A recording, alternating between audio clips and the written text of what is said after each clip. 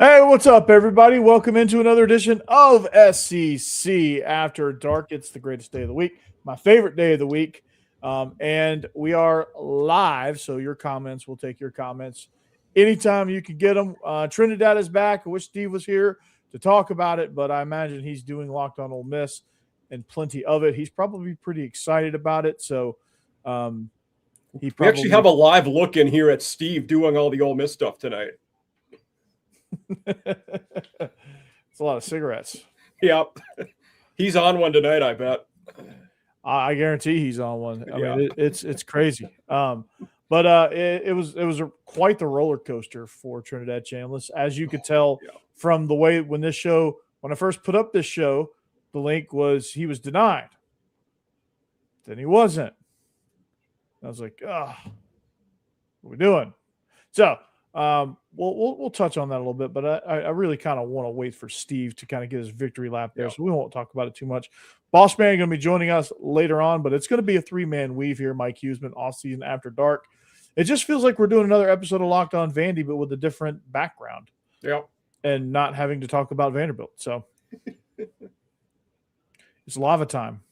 Yep.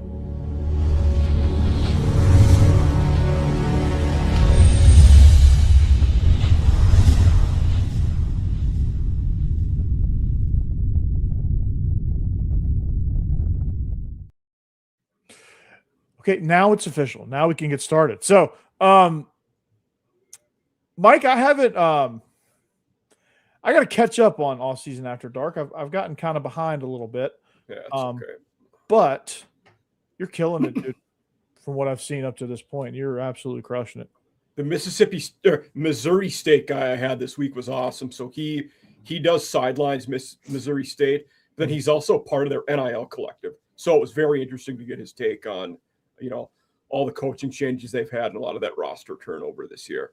Nice. And another thing that was interesting, the day I had him on was the day after we found out North Dakota State was moving up. So we talked a lot about how that transition from FCS to FBS can go. Because he was a part of them doing that. So it was a good episode. Yeah, that seems like it. It's just, I think people lose sight of like how interesting that stuff can actually be. Like these G5 schools are very, very interesting. And that's something that a lot of people don't realize because they're like, oh, it's G5, but how it goes, right? No, I think that's absolutely. And even within the G5, there is kind of that hierarchy, and CUSA's probably at the bottom. So even less people think about them. Like they're kind of the catch-all that any team that wants to come up to FBS that doesn't have a home, CUSA will take you. Yeah, exactly. It's the land of the misfit toys, I guess, right? Yeah.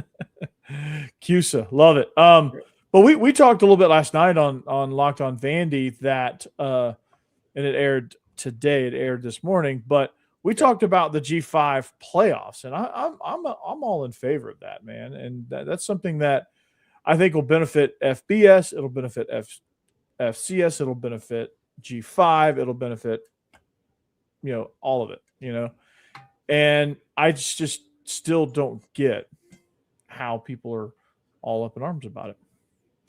ESPN would love it because I think they pick days like we talked about. You do the Maction CUSA Tuesdays, Wednesdays, and so many more people would tune in for that than they would for even your standard, mid-season games that are on those nights. Yeah, I mean that's what you do, and you maximize your exposure. And guess what happens? People go to G5 schools. People want to play at those places, and that's what you absolutely do. Yeah. And I think that, you just look at how much playing midweek on ESPN helped the MAC grow as a brand in the last 15 years, and that would happen to anybody, I think. Yeah, and it's I don't know. I thought it was an interesting discussion, and I wish the rest of the guys were on here to talk about that, but I just for the notion that it waters down everything, I think that I don't agree with that. I don't think that one either. No.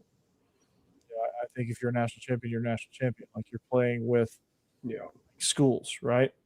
And if you really wanted to do it, maybe I don't know.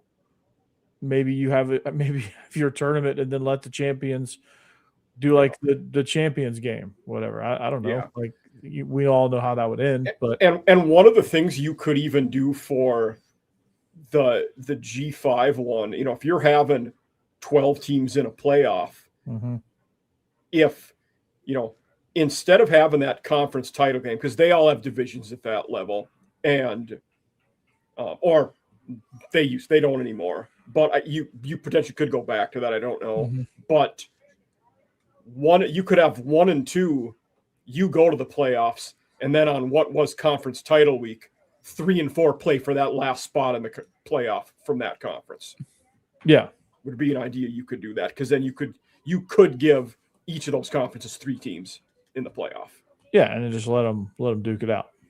Yeah, like that would be a phenomenal model, and and for it to say it's going to water down the playoffs, the right champion will emerge. Yes. And if they don't, they weren't meant to be champions. Every other sport, the champion has to go through a gauntlet to get there.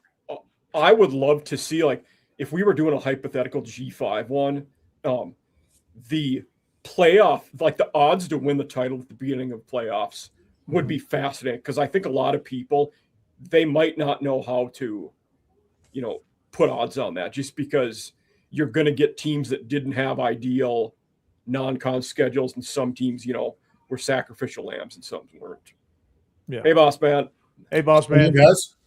Give me a quick blurb on Trinidad, because we're talking about G5 playoffs, but we wanted Steve to get on here and enjoy his victory lap, so we're not going to dive too much into Trinidad, surprisingly.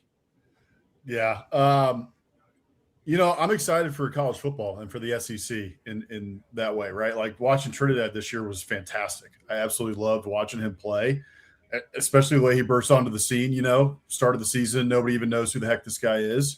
And then, by week 6, by week 7, everybody's like, this guy's a dog, right? He can play.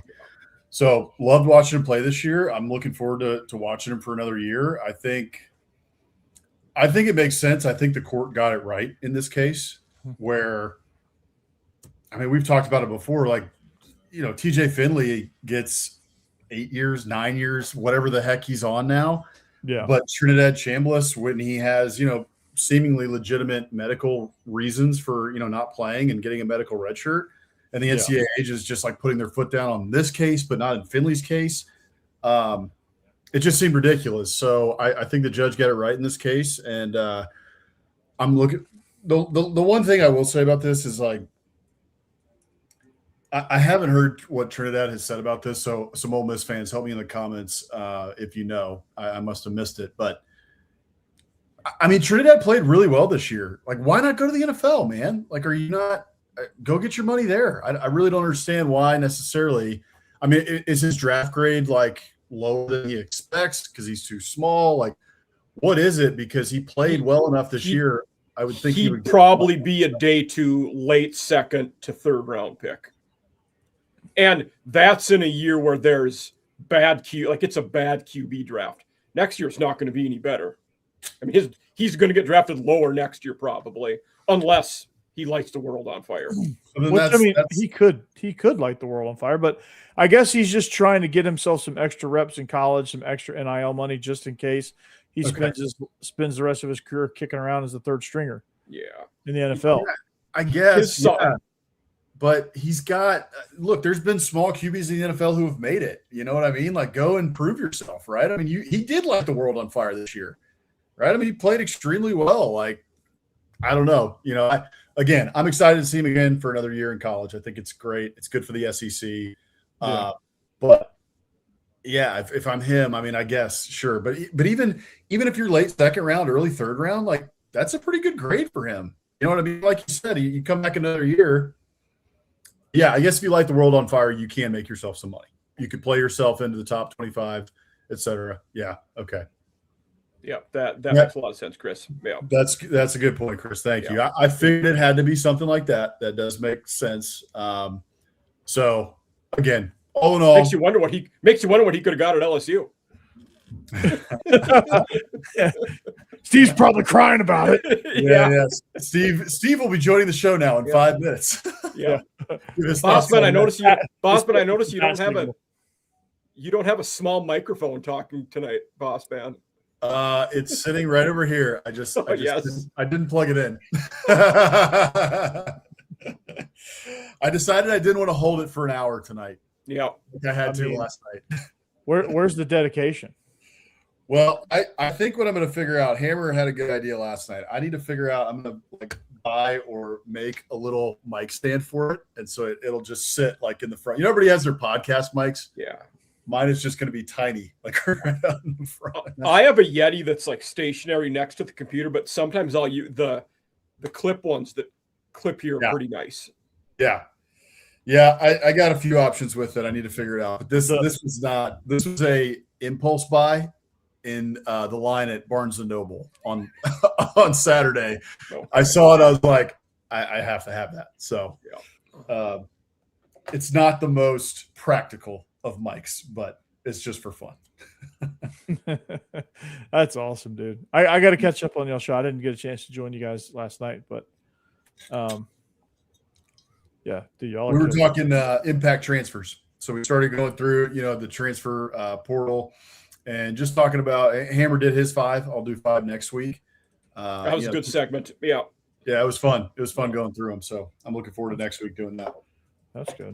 So now let's catch you back up on our conversation. Yeah. Because I'm fired up about Trinidad too, except for the fact that they play Vandy, and I was hoping Vandy would get Deuce Knight at that point. But nonetheless, here we are. But we're talking about G5. This started on Locked On Vandy with Mike and I last night. Mm-hmm. And we were talking about, playoffs, and we were talking about formats and things. We kind of just got into we kind of just took like a detour and got off onto got into a wormhole talking about playoff formats and things. Cause I think we were talking about the 9th game and why the SEC did the 9th game. And then we just kind of got into playoffs, but G5 having their own playoffs was what we talked about, and how it blows my mind. And Mike, I think you agree that there's fans out there that think that would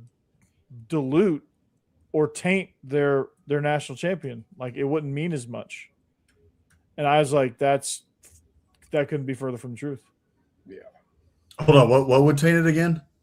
Just having their own, like if they just had their own bracket and their own tournament and their own national championship, like you just they had their own classification. You talking about G5?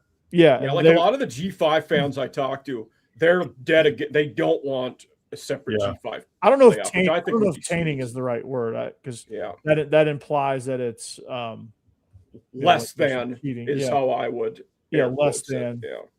I don't know. I mean, I see both sides of the argument, to be honest with you. It's tough for me to take a side because at times, and you can go back, if you want to watch a bunch of our footage, you can find it. I have said, I do think that there should be a G5 playoff, right? Like I think that we should separate it out, all that. Mm-hmm.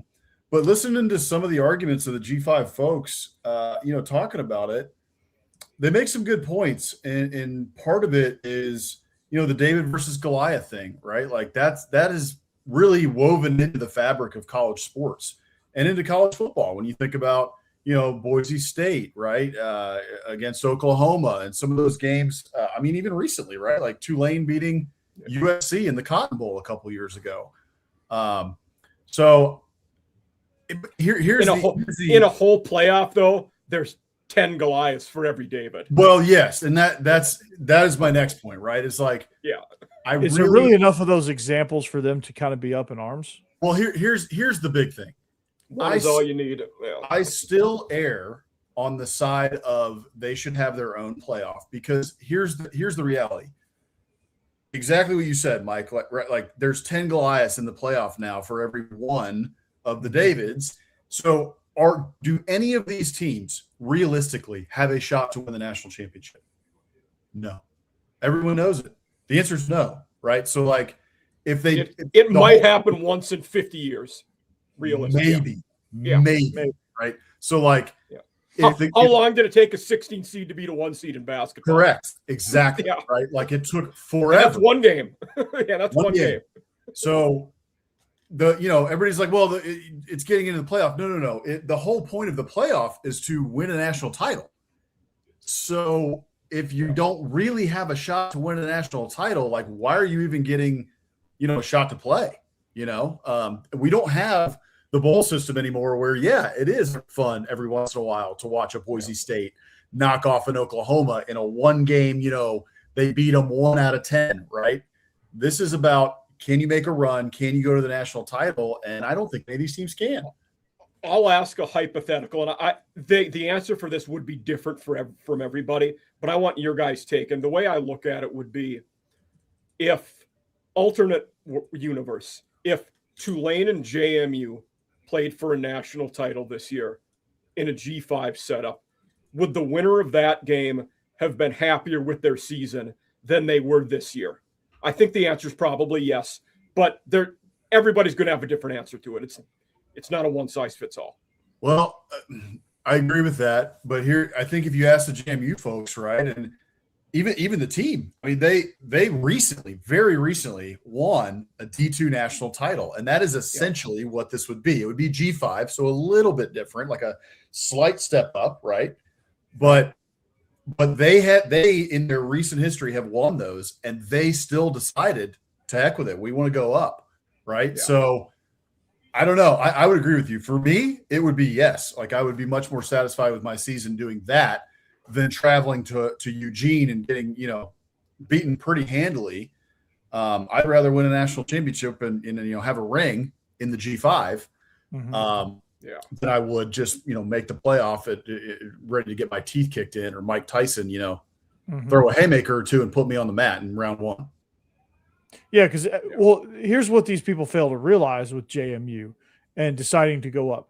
They were playing like opponents in the FCS tournament. They were playing FCS schools. They were equal, and they were the Goliath of FCS. They jump up to FBS. Now they're the David in a sea full of Goliaths, where if they knock down one Goliath, they're going to get knocked down by the other 9. Mm-hmm. Yeah. And they're not playing like opponents.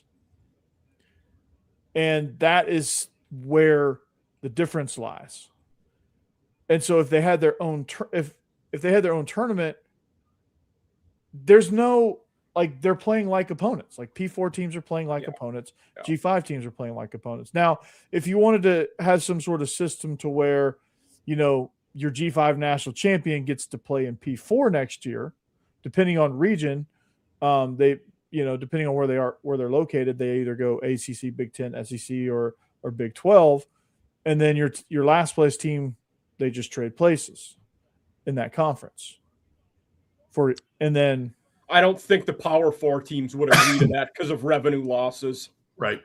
They would never agree to that, but that would be an interesting format. Be fun. It'd be fun for the fans. Yeah. But you're right. They would never agree to that. But Northwestern or Vanderbilt, right? Vanderbilt, Northwestern, those teams would be like, hell no. Those are both bowl games this year, boss man. Vanderbilt won 10 generally, games. Purdue. Vanderbilt ain't worried, dude. They won 10 games. No doubt. I'm just saying, over the history, right? Oklahoma State and all their oil money, we sending them to the American. Yeah, right. No, we're sending them to Coosa. That would be a really fun exercise, like, for an off-season show to do that. Like, if you did the European style soccer relegation for college football, what would that look like, right? How long would it take Oklahoma State to be promoted back in? Yeah. Well, I actually think next year they're going to be pretty good. They ain't getting relegated next year. So on that same token, though, like, boss man, in the state of Texas, you have 7 classifications? For high school. Yeah. Oh, it's more than that because they're split. So it's like 6A, 6AA, 6A, then 5AA, 5A, like down to Minnesota 7. Yeah. Minnesota 7 because you have 1 through 6, and then 9-man football is the smallest school. Tennessee has technically 8 or 7 classifications, but they have like 3 divisions within one of the classes. So you have 9 state champions. My point is this. It does the 6AA, is that the only champion that matters in the state of Texas? Like does anybody else, their state championship is nullified because they're not in 6AA? Oh no, not at those all. Small schools put that on the water tower. Oh yeah. So it's not invalidated? No. So it means just as much. It means a whole heck of a lot. I mean, obviously, right? Look, if you're talking about 6AAs and 6As, you're talking about like the North Shores in Houston. You're talking about some of those schools up in DFW, Westlake, and Austin. Like those are the big schools. Like Duncanville. It matters a lot. Yeah. What's that? Like Duncanville type schools. Duncanville, yeah. I mean, Drew Brees played at Westlake. Nick Foles played at Westlake. Like Quinn Ewers played at South Lake Carroll. Like those types of schools. Obviously, they're huge, massive schools. So everybody watches them for sure. But when you go to Arlington and to Jerry World to watch the state championship games and the playoffs and everything like that, once they get to the end rounds, it's awesome. You know what I mean? And everybody's really interested in who's going to win it in 3A this year, who's going to win it in 4A and 4AA. Like, yeah, it still matters a lot. So my point is this: G5 would still matter. I'd watch it. Yeah, G5 would still matter. It doesn't water anything down. It doesn't lessen it to any degree. And I told Mike this last night. I said, if it does, then ultimately the only championship that matters is the Super Bowl. Yeah. I think this is one of those things where it's what is like best for the team and the program, and what might actually be best for the school. And what these schools are thinking, the ADs and the presidents are thinking. I think you get more money. Well, it's more money. It's more exposure. It's more money. Yeah. You get into the playoff, right, which equals money, but that equals – I mean, I'm sure there's studies and statistics on this, but Alabama is a great example, right? Mm-hmm. Alabama was a big state school and everything before that. But once Nick Saban got to Alabama, the applications and the admissions went through the roof. And the amount of example, University of Miami. Another example where someone did it so was Virginia Tech after Beamer started winning and Michael Vick was there and stuff. Totally. Yes. Howard Schnellenberger put Miami on the map. Yeah. As a university and as a football program. Right. And so can you think of everyone watches the FCS national championship. Mm-hmm. Hell, I watched the Division III one when it was on. Yeah. Like people watch those things. And G5 has if they lean into this, they have a chance to own the midweek. Yes. They can own the midweek. Tuesday, Wednesday, they can own those 2 days. I agree with that. I love all that. Just go with it. I love it. I love all that. But it's still not the exposure of the college football playoff and maybe making it, right? Like if your team, like a JMU this year or Tulane, just makes it, right? You get in. Boise State, Boise has a lot of the pub and everything from the years past. Yeah. But some of these teams, Tulane, not necessarily until very recent history, when Willie Fritz started the run at Tulane. But even still, I'm totally with you. I agree with you. That's what I'm saying. It's better for the teams probably to be in those midweek or own the midweek or, and people still watch that. But it's the hardcore. It's the sickos like us, though, that watch it, Yeah. I think you would get casuals. I think if they just owned that time slot and people get used to it, mm-hmm. You could own that. The ratings would be pretty good, I think. I mean, are they going to be freaking SEC Big Ten ratings? No, they never will be. Mm-hmm. It doesn't matter. You don't have the alumni basis for that. Yeah. The ratings for the JMU Oregon game were nowhere close to A&M Miami. We're nowhere close to the other games. No. It's like the ratings are going to be what they are. And I think if you have more drama, more competition, more teams fighting for that title, and you have some storylines there, people will tune in. I promise you. You create rivalries. Like there's some things there.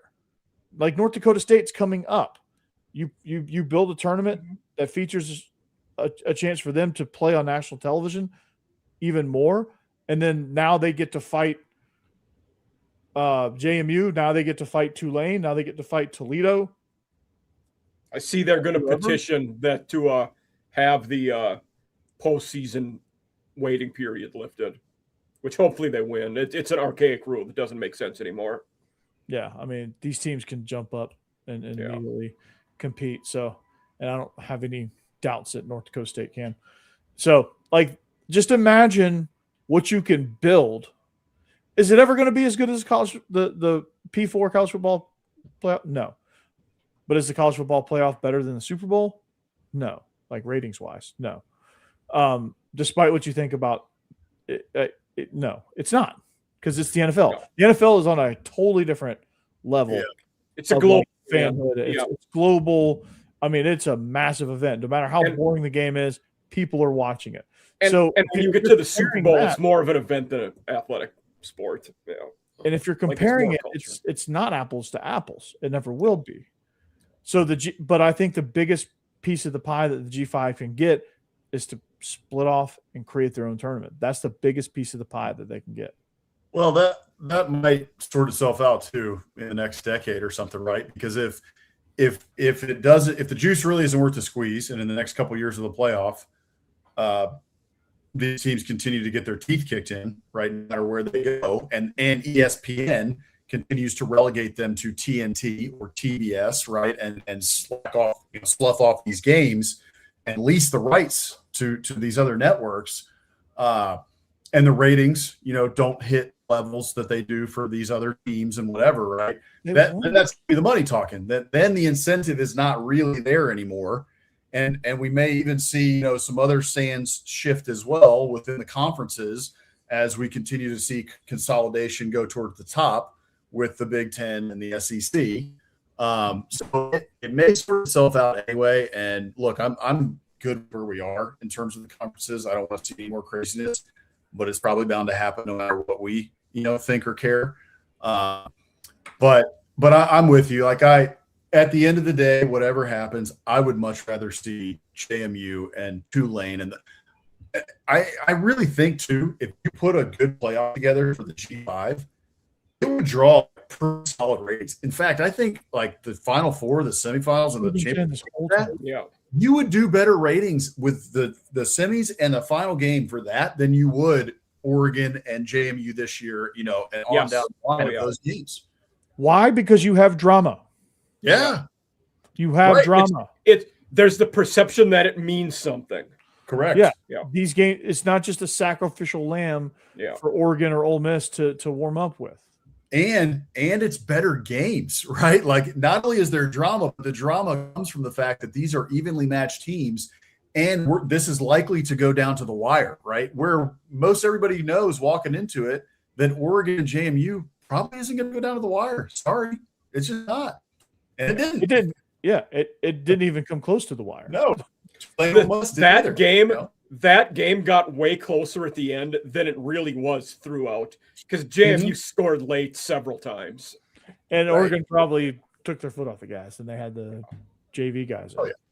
So it would be like if, boss man, give me a 3A school in Texas. I think Refugio is a 3A school. Okay, I've never heard of them, but Refugio. I said that right. Refugio. Yeah. Refugio. Yeah. Imagine if they got in the 6AA playoffs. Oh, yeah.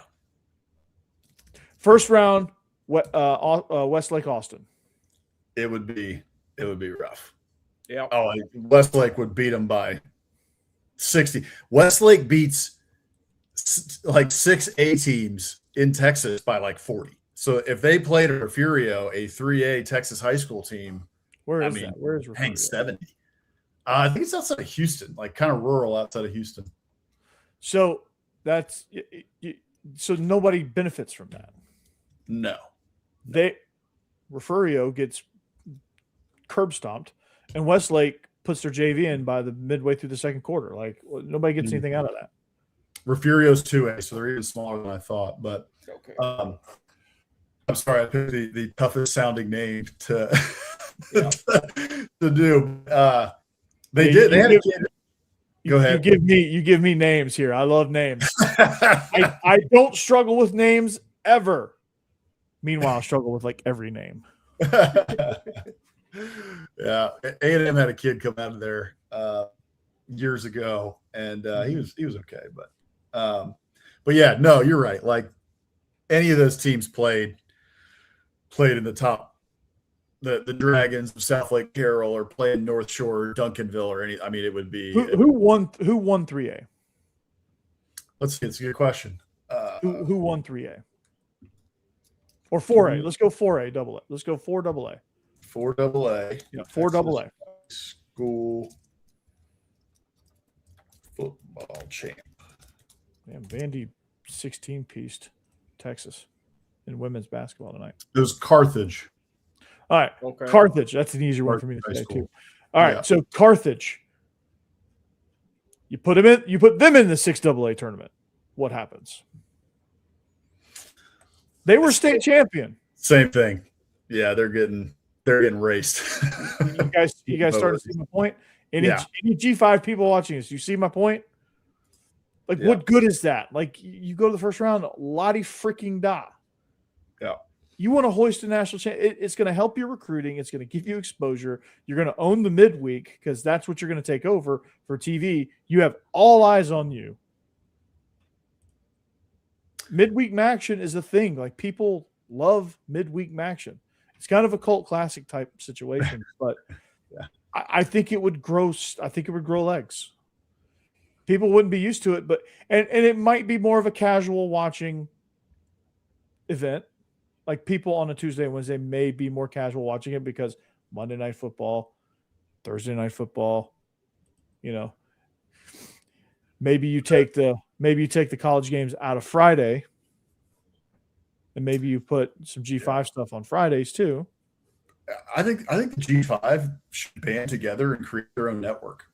I think it would be pretty successful, to be honest with you. Mm-hmm. Like, figure out, I don't know, whoever a partner is. Somebody would probably partner with them, right? Like, yeah. G5 should buy out the Locked On Network.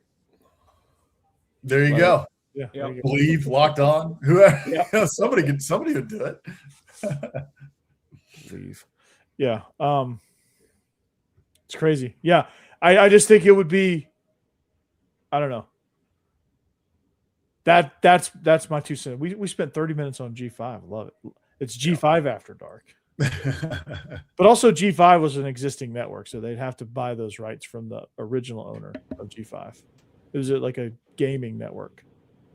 Oh, okay. Yeah, it turned into Spike, and then I think it just went away. How freaking young are you guys? God, I'm like the only old bastard out here. Spike. I remember Spike. I remember Spike. I just didn't know the G5 thing. Wasn't Spike? Didn't they have MXC? That's maybe the funniest show I've ever seen in my life. Yeah, that was MXC. I miss it so much. It's so hard to find now. Yeah, no, that show was. We'd come home after we're just hammered and we're watching MXC, just dying laughing. Oh yeah. Completely not politically correct at all. So if any of y'all are watching, not a shot that it's one of the funniest shows you'll ever watch. Oh God, man. The dubbing and everything just made it. Yeah.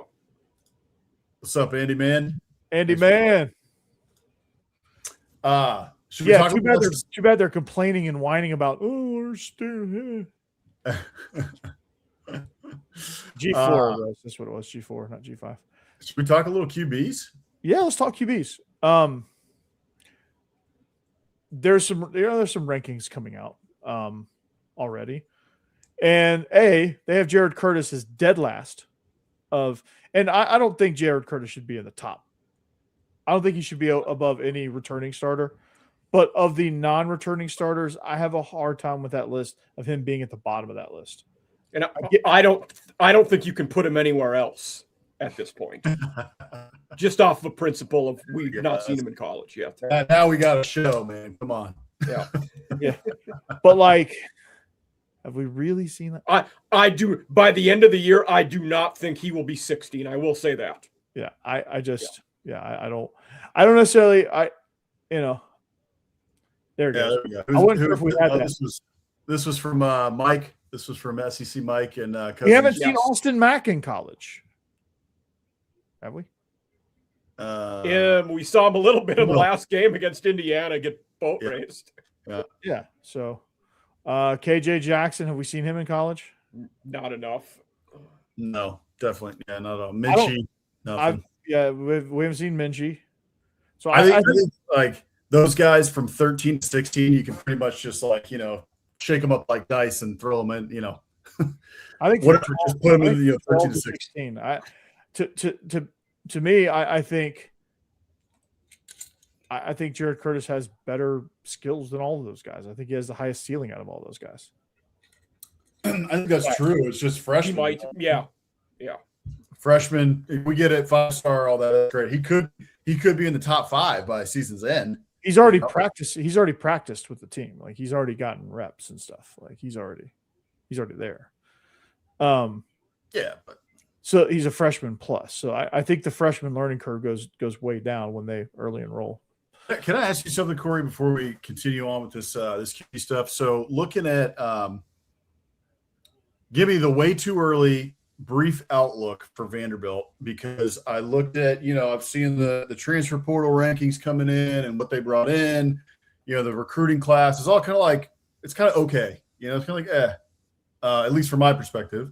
I think finish your question. Boss Man hasn't been watching Locked On Vandy too much when I've been on. No, not yet. I need to catch up. We all got to catch up on each other's shows. Okay, that's just part of what we do here at SEC for Dark. Yeah. But yeah, no, from like that's me from the outside looking in. So like from a Vandy perspective, give me a little bit of like what Jared Curtis obviously is room for optimism, but like what else? I think what you have with Vanderbilt's transfer ratings, as far as star power, yeah, they don't have a ton of guys that would pop up on these lists. Yeah. And to be honest, with the way Vanderbilt's coaching staff is developed and the fact that the fact that no one knew that they even had 2 specialist coaches, a guy for nickels and a guy for pass rush, the fact that they've built their coaching staff like an NFL coaching staff shows you that these guys are developing. So every single person that has come into this program has exited 2-3x the level of player that they were when they came in. Diego Pavia was just a scrappy option quarterback, and he was a Heisman finalist and an NFL candidate walking out the door. That kind of thing. They elevate the level of play for these guys. So what their strategy was this: they look for certain traits in recruiting. Mm-hmm. They went, hey, how can this guy help us? Right? They got a big 6'6", 315-pound tackle from an offensive line factory, North Dakota State. Yeah. They got a guard who was masquerading as a tackle, so his ranking was down because he was being ranked as a tackle. He's coming in to play guard. He's going to make way more of an impact as a guard. You just have guys that fit the system, fit the identity of just high motor guys that you can come in and develop with scheme and things like that. Like they're not going to, you're not going to put their roster up against other people's roster and go, but they have weapons. They have the dude coming in from Pitt that's going to be center was a good pickup too. Yeah, Ja'Cory Thomas coming in from Old Dominion, like he can get downfield. Old Dominion really just featured I can't think of the guy's name, the number one guy, but he was the number two guy. He had 700 yards. He was still productive. He did. And their quarterback signed at Wisconsin. Colton Joseph. Yeah, Colton Joseph signed at Wisconsin. And they had a really nice offense.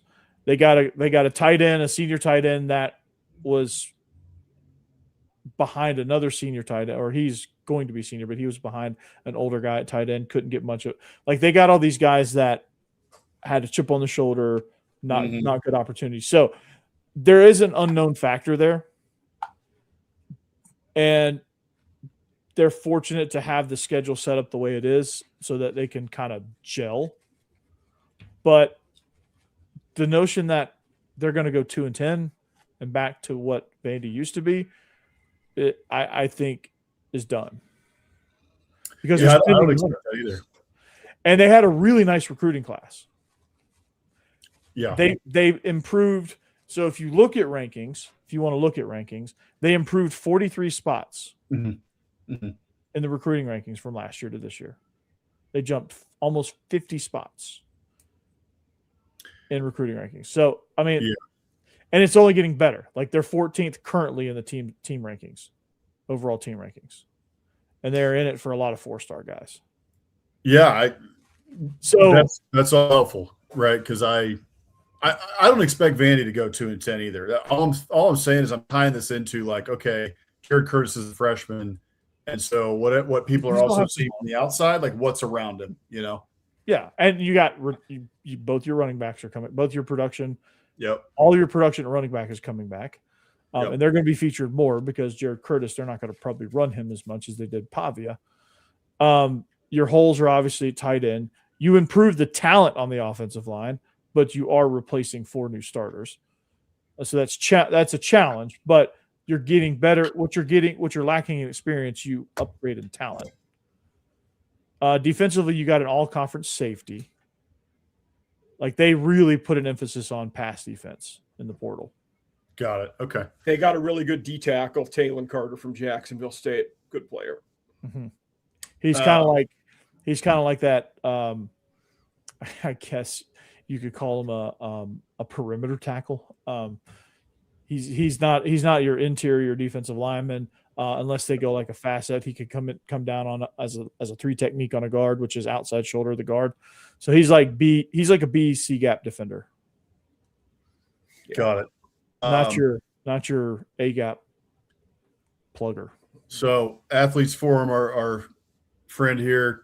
Thanks for joining us again, man. Good to see you. SEC going to be brutal? Yes, it is going to be brutal. Look at all those guys. There's some studs. There's some guys down there at the bottom of that list that like are pretty unknown who by the end of this season could easily move their way into the top 10, into the top 5 kind of thing. Marcel at 8. Yeah, look, I get it, honestly. I mean, I look at that list and I'm like, who do I put him in front of? I might put him in front of Sam Leavitt. Sam Leavitt. I'm not sold on Sam Leavitt. He probably will be good with Lane Kiffin. 2 years ago, he was really good. No, I know. 2 years ago, he was really good, but he didn't. Byron Brown above Arch. Like I think Arch is. I would have Arch too. We got to give Arch some love. We hammered him. I would have Arch too. We hammered him last year. We got to give him some love. I'd have him at 16 probably, but that's pretty fair, right? Yeah, I would have Chambliss, Arch, Mateer, and then God. As much as I hate to say it, based on last year, I might put Stockton ahead of Sellers, even though it is a knife in my heart to say that. Sellers is high for me on this list too, and I know his ceiling is super high, but he's like Arch. He's got to go out there and earn it now. Yeah, he had such a stinker of a year. Arch did earn it though. Arch was really good at the end of the year. Boss Man's heard me say this 400 times in the last month. Yeah. He was. You know, I'm my bias aside, he was good. I know. Yeah, I'd put him in the top. I think where he is pretty fair. I would question a little bit Byron Brown at 4. I mean, I know his stats awesome at above USF. Mateer and Arch is. I don't agree with that at all. I'd have him below both of those two, and I'd probably have him below Leavitt too. Yeah, And the reason for me is like, look, I know he's coming back with his coach, right, Golesh, and like he's had big stats in that offense. But you got to Show prove me it in the SEC, man. Yeah, this is not, USF and playing, some of those teams every week. This is the SEC. So yeah, I know you got some experience, but show me. Like, I'm excited about Kamario Taylor. I don't know that he's 10. Yeah.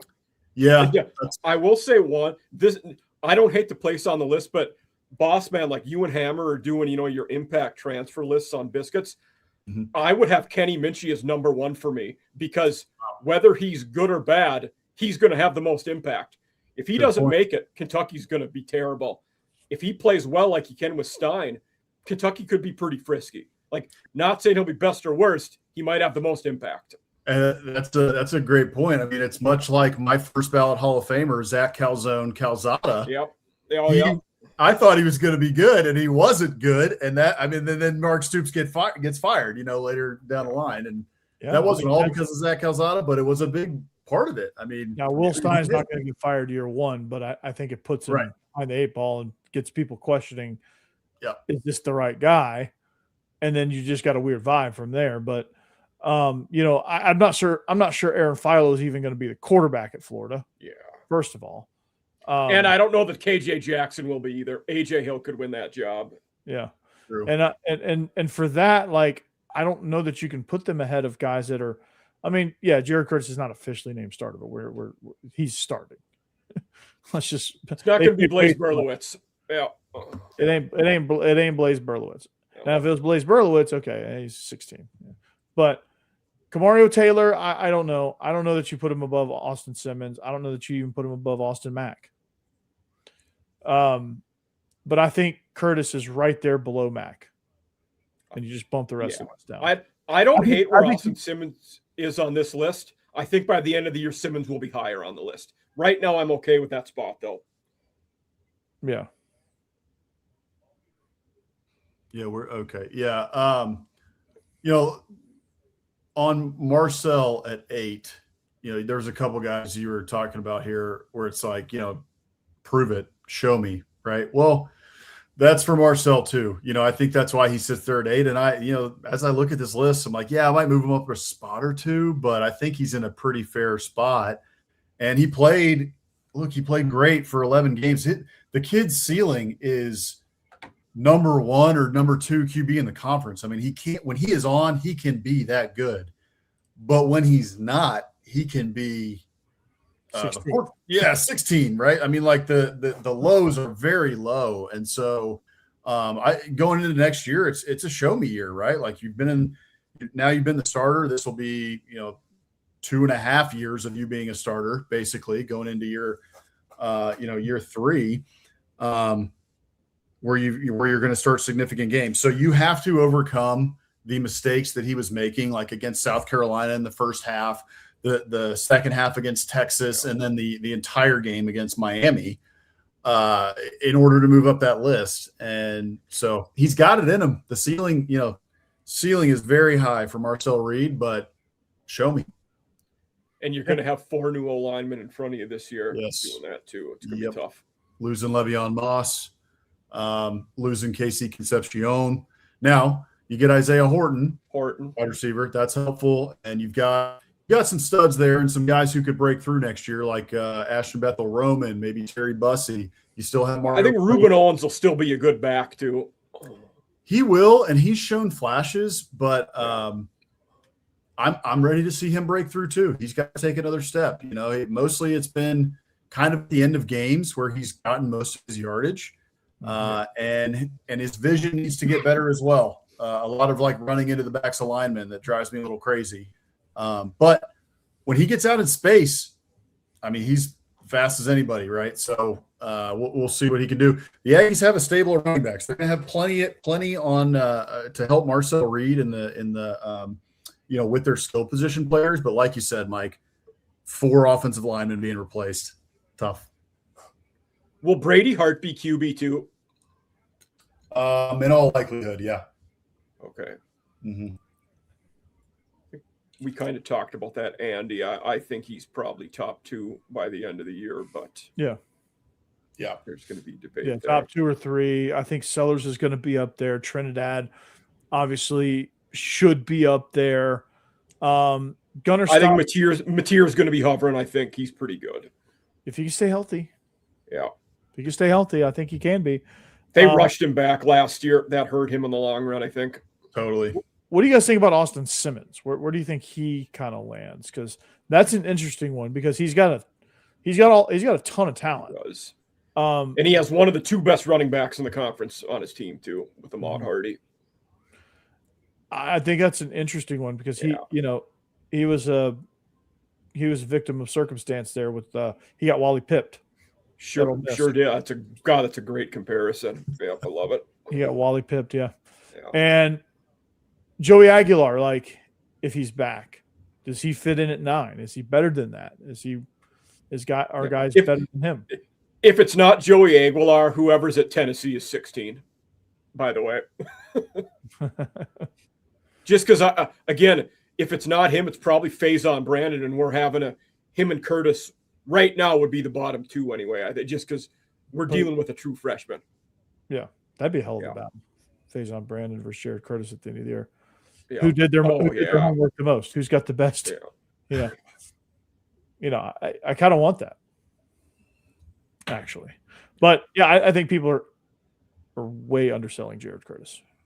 And here's a question I got about Jared Curtis, though, right? I mean, and Corey, you can help me out here because I don't know anything about Jared Curtis. Well, the offense, right, that they ran with Pavia fit Pavia very well, right? Like the option style, the very unique offense. I mean, obviously, he goes to the Heisman ceremony, right? He finished second in the Heisman, so it fit Pavia very well. Like, will it fit Jared Curtis? Or obviously, they're going to adapt a little bit to his skill set. So, if you want to know where they're going to start the re-evolution of the offense, start with the Texas game.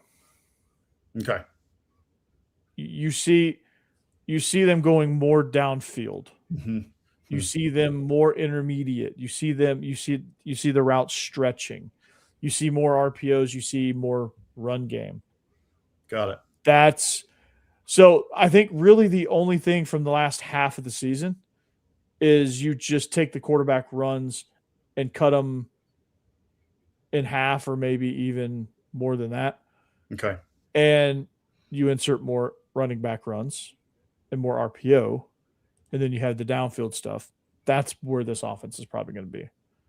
And they might have a few design runs for Curtis, like some draws, some quarterback powers and things like that because he's a big body. Like he's 6'3", 6'4", 220. Like he's a big dude. He's not a miniature guy. Right? He's not small, and he's tough, and he can run. He can run. So he just doesn't prefer it.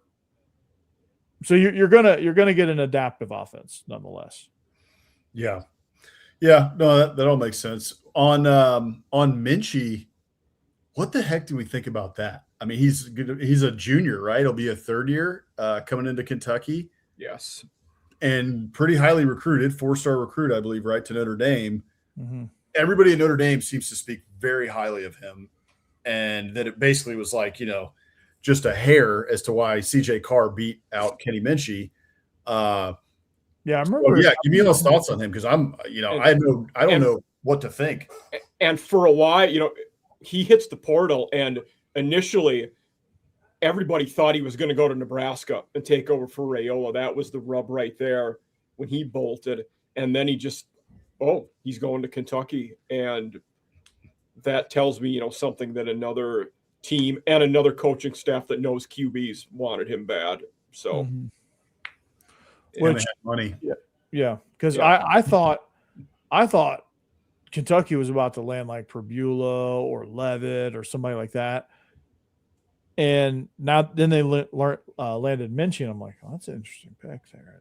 And, they get Will Stein, and I'm like, okay, this gonna get interesting in Kentucky. Yeah. Year one, I have no clue what's gonna happen. Year one, year two, it's gonna get real interesting in Lexington. So Kenny Minchie, I really don't know because there's so many variables at Kentucky, so many variables that make it tough to predict him. Yeah. I will say Stein cleaned up in the portal this year. They had a very good offseason. So, yeah. And when you deal with portal guys, you really, truly have no idea. Yeah. And you have no idea about the coaching staff because this is his first run at it. So he's got a lot to learn with building staffs, sitting in the head coach. Jay Bateman. Yeah. Yeah. Jason Bateman. Have fun with that. Coming in Enjoy that. It's all, whatever. Like with Jared Curtis, you have a veteran coaching staff. It's been established. It's been, the foundation or the new foundation for Vanderbilt for this sake has been set. So you can predict it a little bit. There's a lot of variables, but you have an educated idea of like, okay, we can kind of project Jared Curtis. We can't do that with Kenny Minchie because everything is new. Yeah, no, I get that. I mean, the same to some degree with Kamario Taylor. I mean, Mississippi State, tons of new transfers in, right? Transfers out, transfers in. So and an offense that was trying to adjust to him. Right. That it really wasn't his offense last year. And he kind of just was in. Mm-hmm. And it just was like, okay, well, we're trying to navigate. And conversely, because of that, opposing defenses weren't game planning for him. When they now get more film on Taylor and game plan for him, will he still succeed? And will Lebby understand? Like the thing that made Pavia so great is he took Tim Beck took, Jerry Kill took, Clark Lee took everything that basically they self-scouted and said, and Clark Lee and the defensive staff was like, this is how we're stopping Diego Pavia. The book is out on this is how we're stopping him. So if you get good at this, and this, he can't be stopped because they'll have to stop that stuff and then he'll go back to doing what he does best. So he fixed those things. Same thing for Kamario Taylor. You got to go back in and say, okay, well, how are defenses now going to prepare for you when they know you're the guy? Right. Yeah. That makes a lot of sense to me. And tailor things towards that to where you now have answers. Your bread and butter is your bread and butter, but you now have answers. Right. And that's what we were talking about on Biscuits a lot going into this year. That's why I don't know if you guys saw our shows a couple of weeks ago, but that's why coaching matters. Definitely. We were talking about how, we went through our grades, right? Our 2025 grades. Cause we were talking about, what picks we made in the preseason. And I think I picked Vanderbilt to go 4-8. Because I was like, they've got film on Pavia. Let's see it. Right. Like I would love to see Vanderbilt do much better than what I'm picking them to do. Yeah. But let's see it again. Right. Do it twice. And they did. Totally shut me up, right? So that happens. I picked against Vandy basketball on Tuesday with Zach Blackerby, and they came out and won. They did everything I said they wouldn't do. Yeah. I'll give Hammer and I props in this regard. There were some stinker picks that we made from last year, without a doubt. But overall, I think I averaged out all the grades, and we gave each other grades, right? So there's a little bit of unbiased there. Y'all both got like mid B's, right? Yeah. I think Hammer got a B plus, and I got a B. When you're doing that for an entire conference, that's pretty good. I know. I felt like that too. I was like, hey, we had a pretty good year this year, right? Like getting a B and a B plus is pretty good. Well, someone on this list win the Heisman, yeah, of course. Jared Curtis. I'm going no, but okay. Yeah. I don't know. If I was a chance, Trinidad has a chance. Yeah. Who else is it? If I was betting now, I'd probably go Dante Moore or Julian Sand to win it, but probably Julian's. Well, yeah. But Sand is Jeremiah Smith and him, are those two going to cut into each other's votes too? That could also happen to Arch maybe a little bit if it's Cam Coleman. If him and Cam Coleman are just, crushing it next year. That's why Dante Moore would be the favorite for me going into the year. He's pretty good. I think with Arch it's different because he's a Manning. Yeah. He won't split votes with Cam. That's fair. Coleman. He's a Manning. He's got the name. Yeah. If Arch is in it, he's winning it. Yeah, you're probably right. If he's Darian Mensah is another candidate. Yeah, that's gonna be an interesting one down at Miami. Yeah. Yeah. I like. I can tell you who it's not going to be. Byron Brown or Gunnar Stockton. That's fair. And I love Gunnar Stockton. Gunnar Stockton's a weird one for me because Georgia's offense is just so clunky. Yeah. It's like it's just so robotic, systematic. Like you can tell he's calling off a play sheet. Like you can tell when Mike Bobo, I've watched him for years, even before he when he was the OC the first time around before he left to go to Colorado State, it was like this too. You could tell when he was reading off the sheet and when he was in the flow of the game. You could tell. It was so easy to tell. Because the plays started not making sense. They started not sequencing together. And it seemed like he just wasn't watching the game and he was just looking at the situation and picking a play. And there's other times where it's like dude's in his bag. Yeah, no doubt. I think I just don't know the Gunners ever going to put up the stats necessarily, to in that offense. Like they might win a national title, but to put up the stats that you got to have, to really get over the top as a Heisman winner. I don't know if they'll have it. No, he won't. I mean, and that's okay. And if they win those team awards, that's fine too. I mean, that's perfectly fine. But yeah, it's crazy. I poo-pooed Levitt earlier. He could make a run at it. If it works, if it clicks in Lane Kiffin's offense at LSU with all the weapons he's going to have, could be a dark horse. I think QB's going to be electric there for LSU. Jaden Maeva at USC and Brendan Sorsby at Texas Tech now will both be. Is USC dangerous because now they got finally a defensive coordinator? I think they're going to be good. Yeah, like that's scary. They were pretty good last year, and they don't know. They've never known what defense was under Lincoln Riley. Yeah, I mean Lincoln was terrible on D when he was at Oklahoma too. Yeah, it was Charmin Ultrasoft, and he was in the Charmin Ultrasoft conference. He was like D coordinators what James Franklin was with O coordinators. They were head coaches that ruined them. Yeah. And he finally wised up and went and got Gary Patterson, who's an elite defensive coordinator. I like the pickup, Andy. I think it was a good one. I agree. Good. Yep. I hate it. He's going to suck. He's going to be terrible. Indiana's going to go back to the cellar. Yeah. What a dumb pick. Stupid. An idiot. Hoover's smart. That is a smart choice, Andy, man. That is a really good choice. 2 minutes, Corey. Damn, we're already there, huh? Okay. Damn, we passed that by a long time ago. Anyway, this was fun. I think we talked about everything except SEC there for most of the show. Yeah. Okay. We did a G5 chunk. Yeah.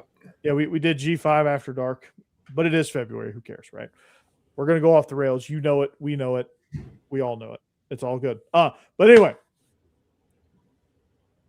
those on the side of the yearbook that are not pictured.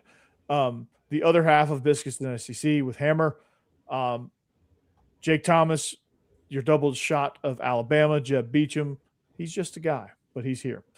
And pictured from right to left is Bossman, the other half of the Biscuits and SEC. Phenomenal shows there. I got to catch up on what you guys are doing, but man, it's great. It's great stuff, man. Mike Huseman rolling like a rolling ball of butcher knives.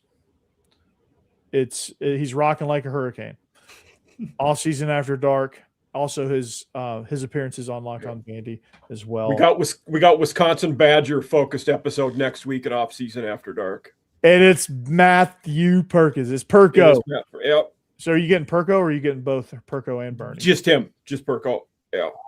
It'd be a treat if you got Bernie too. Bernie's great. If you don't know who Bernie is out there listening, it's the Hebrew Hammer himself. Yeah. Matt Bernstein, former Badger fullback. Yeah. Love it. Yeah. SEC baseball this weekend too, by the way. Yeah. Oh, yeah. SEC baseball. Vandy, Arkansas, and Oklahoma are in the Shriners Children's College Baseball Showdown. Is that in the Ranger Stadium or is it indoors? It's in Globe Life. Okay. Yeah, which is indoors now. The new one is. It's retractable. Oh, okay. Retractable. Yeah, so they might have the roof down. Yeah, they might have the roof down. So, yeah, they got that. It's basically SEC Big 12 Showdown because the SEC teams match up in a 3-game set with the Big 12 team. So, Vandy opens up with TCU, then Texas Tech, then Oklahoma State, and then Arkansas and Oklahoma I guess they all just play the inverse of that schedule. I don't know who they open up with, but it's going to be a nice series there. Arkansas is going to be a hell of a team as well this year in baseball. The SEC is loaded in baseball, by the way. I think they have like 8 teams in the top 25. D1 baseball has, I believe, 11. That's even better. 11 SEC teams in the top 25. Yeah. Like, I know it's crazy. Next week, the Gamecocks are doing something cool. It's their Salute to Service series. So in Columbia, Army, Navy, Air Force will all be there for those 4 will be doing a weekend series. That's playing each other. That's fun. Yeah. That is fun. Yeah, Vandy got their closer last year was from Air Force. He transferred in from Air Force. Saw your Hawks. Didn't Paul Skeen start at Air Force before going to LSU? He did. Yeah. He did. So, okay. We got some college baseball going on this weekend. Got obviously some basketball action as well. Vandy and the Aggies are playing this weekend. So there you go. It's going to be fun. You guys get us at a good time. Yeah. We're sliding. Well, hopefully you can slide for one more game. So for that. Who's not sliding? Maryland Terrapins, 2 in a row. All right, it's time to go. We got Stephen Willis locked on Ole Miss. He's having fun with all this Trinidad stuff. And I'm Corey Burton, locked on Vandy. Make sure you like and subscribe to all of our shows and also this one right here. Until next time, arrivederci, baby. See you in the promised land. Go Dogs, anchor down. Gig 'em. Spurs up. Cowbell. In stream.